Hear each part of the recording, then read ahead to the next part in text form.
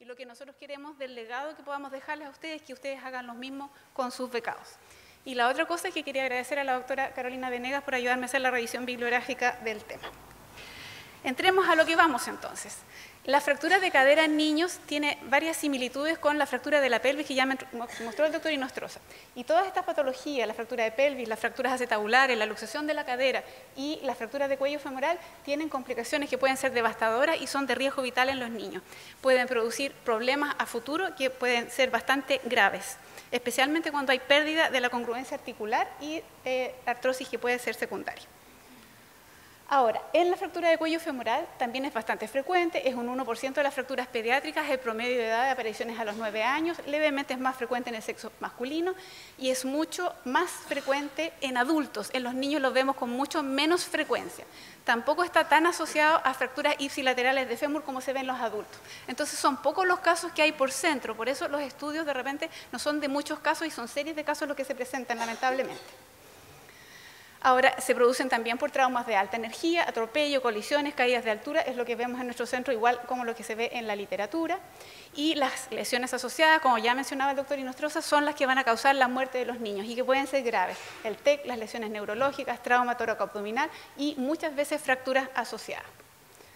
Ahora, ya lo hemos mencionado en este curso anteriormente, el niño no es un adulto chico, ¿no es cierto? Por todas estas razones que se ven aquí, que ya se han mencionado varias veces, pero que tienen importancia en la cadera por lo siguiente. Si bien es cierto, el cuello tiene mucho mayor resistencia, a diferencia de los adultos, los rasgos son más simples y por ende más cizallantes, entonces tienden a desplazarse mucho más que las fracturas que son más imbrincadas en el adulto. El niño permite una inmovilización con yeso que el adulto obviamente no permite, pero necesitamos osteosíntesis muchas veces que son de tamaño infantil y que hasta hace poco no existían en el comercio. Y la otra cosa importante, que si bien es cierto la vascularización es diferente y la necrosis vascular es un problema que es importante, las secuelas pueden llegar a ser progresivas y lamentablemente en un niño de 4 o 5 años no le podemos poner una prótesis. Ahora, la clínica es similar a toda la fractura, el antecedente del traumatismo, generalmente en el contexto de un politraumatizado, dolor en la cadera afectada, no se puede mover, definitivamente no se puede parar. Y el diagnóstico generalmente es radiográfico. Ahora, si aquí vemos claramente una fractura de cadera, en esta otra radiografía no se ve nada, pero este niño, por ejemplo, teníamos la sospecha de que tenía una lesión porque no movilizaba ninguna de las dos caderas. Cuando tenemos la duda, obviamente el escáner es el que nos va a ayudar y en este niño de la radiografía anterior, ustedes se fijan que tenía fractura bilateral del cuello femoral sin desplazamiento. El escáner no solamente nos permite ver eso, nos permite ver la zona intraarticular. Muchas veces pueden haber lesiones que son osteocondrales que lamentablemente no vamos a ver en el escáner, pero sí nos da una visión de cómo tenemos que hacer la reparación en todos estos casos. También nos sirve la ecografía, especialmente cuando tenemos la sospecha diagnóstica y no podemos hacer una resonancia en forma precoz. Si es un buen ecografista nos puede decir si hay líquido intraarticular que nos hace sospechar que hay una lesión y a veces un pequeño resalte en los bordes corticales. La resonancia magnética generalmente no se usa de entrada, pero sí nos ayuda para saber si es que hay lesiones osteocondrales cuando lo sospechamos con posterioridad y también nos da alguna ayuda si lo hacemos con medición vascular de cómo va a estar la vascularización de la cabeza femoral posterior al accidente.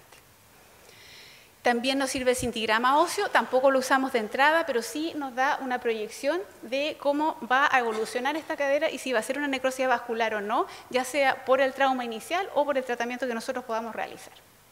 La clasificación, muchas. La AO tiene esta gran clasificación que junta las fracturas proximales de la epífisis y las metafisiarias, pero en realidad la que más se usa es la clasificación de Delvet, que tiene la ventaja de ser sencilla y que tiene claramente valor de tipo pronóstico. Y se dividen en 4 tipos, las transfisiarias que pueden ser con luxación o sin luxación de la cabeza femoral, que es mucho menos frecuente de todas las anteriores. Ahí tenemos que parece como una epifisiolisis de la cadera. Las de tipo 2, que son transcervicales, que pueden estar desplazadas o no, son las más frecuentes de todas las fracturas de Delvet. Las de tipo 3, que son bases cervicales, que pueden ser desplazadas o no. Y las de tipo 4, que son intertrocantéricas, también desplazadas o no. Lo importante es que esto tiene relación con el pronóstico posterior, que lo vamos a ver después a continuación. Cuando los niños son muy pequeños, en menores de 2 años, pudiera, si es que tienen fracturas que no están desplazadas, solamente colocar un yeso pelvipedio. Eso cada vez lo hacemos menos. Generalmente vemos que estas fracturas, como son inestables, necesitan algún tipo de sujeción.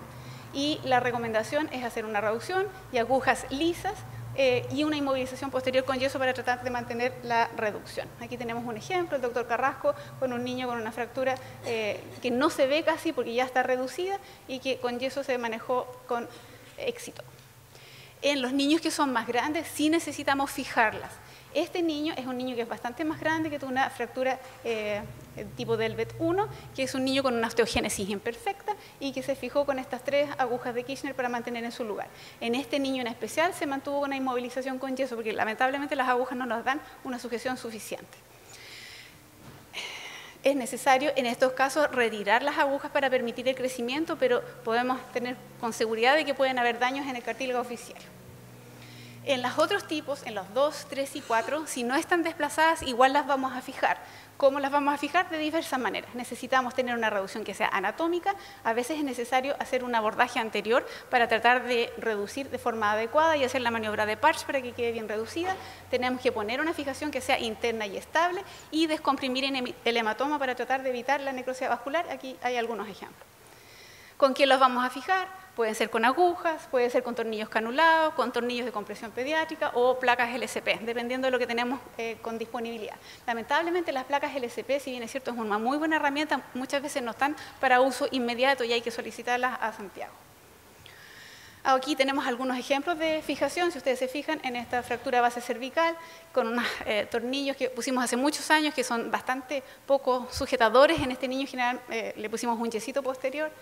Después aprendimos un poco más, empezamos a poner tornillos un poco más gruesos, tratando de mantener una buena reducción. Ahí tenemos con tornillos que se hizo canulado la zona del agujero para poner el tornillo, pero después los tornillos que se pusieron no eran canulados.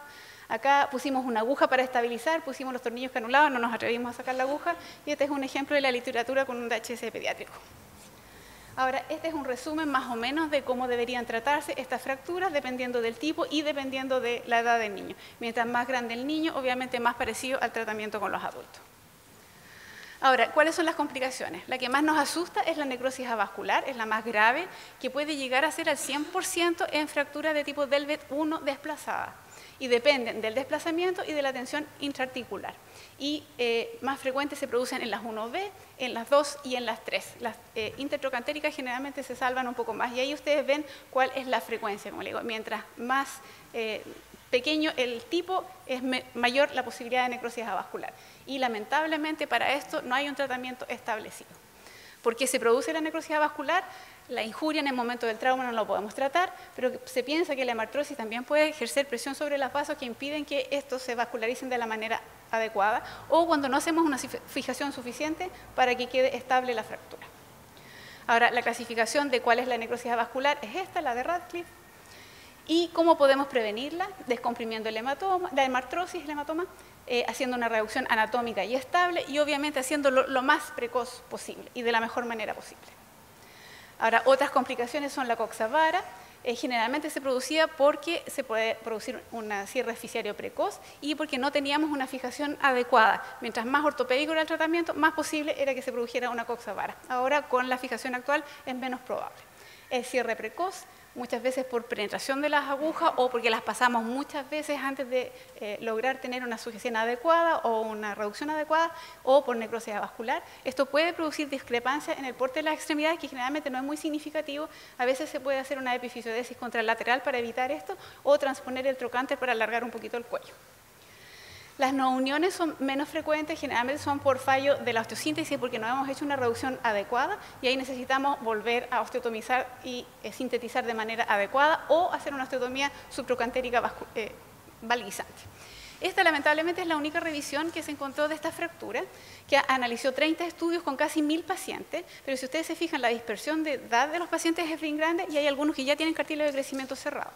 Estos son todos los trabajos que se evaluaron. Los trabajos más grandes tienen 100 pacientes, pero los más pequeños tienen mucho menos pacientes y lamentablemente, aquí ustedes se fijan, hay variedad en el tipo de tratamiento, entonces no es como muy comparable un trabajo con el otro. Pero igual, de lo que ellos evaluaron, más o menos 22% de todas las fracturas tenían necrosis vascular, pero era más frecuente en el tipo 1. Se producía más no unión en el tipo 2. La coxa-vara era de casi un 20% y casi 20% también tenían daño fisiario. Ahora, los resultados eran más o menos un 60% de buenos resultados, independiente del tipo de la fractura, y el resto tenían malos y pobres resultados. Ahora, tenemos que pensar que las necrosis avascular eran mucho más frecuentes cuando se hacía tratamiento quirúrgico, pero se operaban más rápido y más frecuentemente las fracturas que estaban más desplazadas, así que pudiera tener que ver un poco con eso. Y también podía tener relación con el número de intentos de hacer una reducción cerrada antes de abrir. Lamentablemente, la necrosis avascular no aparece inmediatamente después de que operamos la lesión, sino que puede tardar hasta 2 años en aparecer. Y otras cosas, la no unión no se mostraba con diferencia en relación al tratamiento, la coxa más frecuente era con el tratamiento ortopédico, era también más frecuente el cierre oficiario con tratamiento ortopédico, el tipo de necrosis avascular no se relacionaba con el tipo de tratamiento, y en esta revisión de trabajo decían que la compresión no variaba el tipo de necrosis avascular. ¿Cuáles eran las conclusiones? En que sí, la demora en hacer el tratamiento podía aumentar hasta en 4.2 veces la frecuencia de necrosis avascular, y si se hacía en forma precoz podía mejorar mucho el resultado. Por ende, es un tratamiento que debiéramos tratar de hacer de urgencia. Aquí hay un montón de otros trabajos, lamentablemente son de casos pequeños y no podemos decirlo, que sirvan mucho. Este trabajo en particular mencionaba de 58 casos que a ninguno los operaron antes de las 24 horas y según ellos tenían muchos mejores resultados al dilatar el tratamiento que al tratarlo en forma precoz. Pero como le digo, no es una revisión que pueda tratarse con una evidencia tipo 1. Ahora, nosotros en el 2012 presentamos este trabajo de los casos que teníamos en Temuco, que no fueron tantos casos, eran 7 casos con un promedio de edad de 9 años. Se revisaron todos los pacientes, que fueron un poquito más frecuentes en los hombres, un poco más frecuentes en el lado izquierdo, que fue aumentando en la medida que pasaba el tiempo, pero no son muchos casos por año, y la mayor parte de las fracturas eran de tipo Delvet 3, no tuvimos ninguna fractura Delvet 1. Y lo que se hizo, o sea, la diferencia que tuvimos con la literatura en la causa fue de que tuvimos 2 casos que fueron de agresión y por eso se produjo esta fractura, a diferencia de lo que sale en la literatura, que es solamente caídas de altura o accidente de auto o caídas a nivel. Las lesiones asociadas fueron frecuentes, un niño con osteogénesis imperfecta, uno con una fractura de radio, y les voy a hacer el comentario que esta niñita de la fractura de radio, menos mal que tenía la fractura de radio, porque se cayó de un árbol y la derivaron porque tenía una fractura de radio. Se cayó de un árbol, le tomaron las radiografías, la niña no era capaz de caminar, pero la mandaron al día siguiente con el papá en el bus para que pudiera resolverse la fractura de radio. Y ahí al revisar la radiografía, la niña tenía una fractura de cuello femoral. Ahora, la atención por el especialista estaba dilatada en ese tiempo, porque no teníamos urgencia, así que el promedio de atención, si ustedes se fijan, para tratamiento definitivo es de casi 5 días. Y este es el tratamiento que se hizo, una reducción y yeso, y las otras todas fueron con algún tipo de instrumentación. En un caso tuvimos una pérdida de reducción. Si ustedes se fijan, esta reducción probablemente los tornillos no alcanzaron a sujetar suficientemente bien el rasgo y hubo un desplazamiento, pero que en este paciente particular no produjo problema. Y esta otra niña, que ya su diagnóstico y su pronóstico probablemente estaba echado, hicimos una reducción con tornillos que quedó bastante bien, que consolidó que los primeros 6 meses anduvo impecable, pero que la evolución confirmó que hizo una necrosis vascular, y esta es su situación en este minuto, que ya es adulto, pero que ya empezó con dolor, que obviamente probablemente va a necesitar algún otro tipo de tratamiento. Ahora, el trabajo mencionaba que esta era una patología poco frecuente, que ha ido aumentando con los años, que tenemos casos de agresión que no se ven en la literatura, y que teníamos una espera importante entre el diagnóstico y el tratamiento, y que el tratamiento con yeso, digamos, lo usábamos en niños muy pequeños, pero obviamente era cada vez más quirúrgico, y que lo que queríamos era tener acceso a pabellón prioritario para operarlos lo más pronto posible y conseguir traumatólogo infantil en el hospital regional, que bueno, ya lo tenemos, digamos, ya está realizado. Hace 2 años me tocó presentar esto mismo y encontramos este trabajo, que era el tratamiento de la necrosis vascular en adolescentes, que se veía bien promisorio, con células madre, digamos, y BMP, para tratar la osteonecrosis. Se suponía que disminuía bastante la sintomatología y mejoraba la vasculatura del cuello femoral, pero buscamos algún otro tipo de seguimiento para ver si esto realmente tenía así como un futuro, y no encontramos absolutamente nada en la literatura, lamentablemente. Entonces, como conclusión, estas lesiones son de baja incidencia, pero son de alta morbimortalidad, traumas por alta energía, es una urgencia traumatológica, necesitamos una reducción anatómica, usar una osteosíntesis que sea adecuada a la edad del niño, la fijación tiene que ser lo más precoz posible y tenemos que drenar el hematoma de todas maneras. Y lo que queremos es que estos niños politraumatizados, este es un paciente nuestro, que tenía fractura de fémur de un lado, fractura de cuello femoral del otro y múltiples otras lesiones asociadas, puedan en el menor tiempo posible caminar, y hace poco tiempo nos vino a saludar que ya era un adulto en buen estado. Y si bien es cierto, los niños no son adultos chicos, los adultos son solo niños que han crecido. Gracias.